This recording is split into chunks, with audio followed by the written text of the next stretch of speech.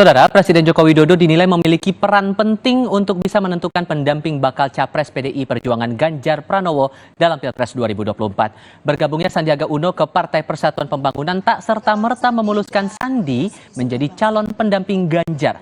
Direktur Eksekutif Lingkar Madani Indonesia menyebut masih sulit untuk menebak bakal calon wakil presiden untuk Ganjar.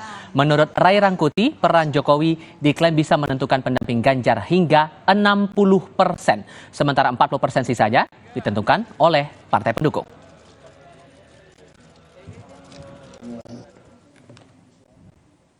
Setidaknya ya dua partai yang sekarang menyatakan dukungan pada Ganjar juga nggak menyebut Sandiaga.